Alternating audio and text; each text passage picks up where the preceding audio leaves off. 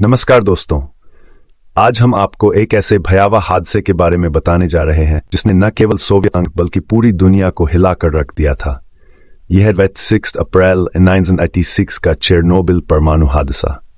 सोचिए, एक ऐसी रात जब पूरे इलाके की हवा में जहर घुल गया, रेडियो एक्टिविटी इतनी ज्यादा थी कि लोग कुछ ही घंटों में बीमार पड़ने लगे।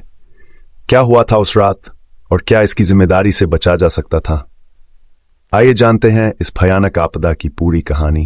चेरनोबिल यूक्रेन के एक छोटे से कस्बे में स्थित था, जहां दुनिया के सबसे बड़े परमाणु ऊर्जा संयंत्रों में से एक बना था। परमाणु ऊर्जा एक जटिल लेकिन अत्यंत शक्तिशाली प्रक्रिया होती है।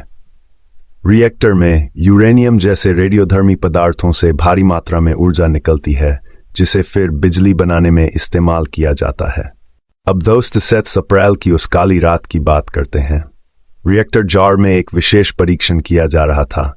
यह परीक्षण एक इमरजेंसी सिचुएशन में रिएक्टर की सुरक्षा सुनिश्चित करने के लिए था, लेकिन उस रात कुछ अनहोनी हो गई।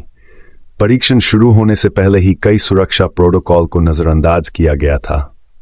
इसके अलावा रिएक्टर का डिजाइन भी दोषपूर्ण था और फिर वहां मौजूद ऑपरेटरों को इस तरह के परीक्षणों का अनुभव भी नहीं था। यह मानो एक टिकिंग टाइम बॉम्ब की तरह। किसी को नहीं पता था कि कुछ ही देर में क्या होने वाला है। 26 अप्रैल की रात लगभग 1:23 AM पर रिएक्टर में एक भयंकर विस्फोट हुआ। प्लांट की छत उड़ गई और साथ ही रेडियोधर्मी धुआं और राख आसमान में फैल गई। इस धमाके के बाद पूरा इलाका रेडिएशन से भर गया। कई लोगों ने आसमान में एक अजीब नीली चमक देखी, जो वास्तव में आयनाइज्ड हवा के कारण हो रही थी।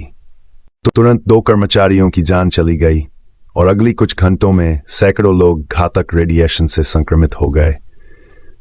कुछ ही समय बाद दमकल कर्मियों और कर्मचारियों ने अपनी जान की परवाह किए बिना आग को बुझाने की कोशिश की, परंतु उन्हें नहीं पता था कि वे मौत के मुंह में जा रहे हैं। इस हादसे के बाद भी सोवियत सरकार ने इसे जनता से छुपाने की कोशिश की, लेकिन 27 अप्रैल को स्वीडन और अन्य यूरोपीय देशों में रेडिएशन का स्तर बढ़ने लगा। दुनिया को अब समझ में आने लगा कि कोई भयानक घटना हो चुकी है। आखिरकार सरकार ने करीब 36 घंटे बाद आसपास के गांवों को खाली कराने का आदेश दिया। लगभग 9 लोगों को चेरनोबिल से दूर ले जाया गया और यह क्षेत्र एक्सक्लूजन जोन बन गया। आज भी वहां जाने पर प्रतिबंध है। चेरनोबिल हादसे का असर सिर्फ इंसानों तक ही सीमित नहीं था। आसपास के जंगलों में कई जानवर मारे गए और रेडिएशन के कारण वातावरण प्रदूषित हो गया। कहा जाता है कि इस हादसे की वजह से लगभग 1000 से अधिक लोग कैंसर जैसी बीमारियों से मारे गए। रेडिएशन के कारण एक पूरा रेड फॉरेस्ट तबाह हो गया, जिसे देखकर वैज्ञानिक भी हैरान रह गए। इस रेडिएशन ने न केवल पेड़ों को बल्कि मिट्टी को भी जहरीला बना दिया। वहां के कई जीवों के DNA में विकृति आने लगी, जो आने वाली पीढ़ियों तक बनी रही। चेरनोबिल हादसे से पूरी दुनिया ने बहुत कुछ सीखा।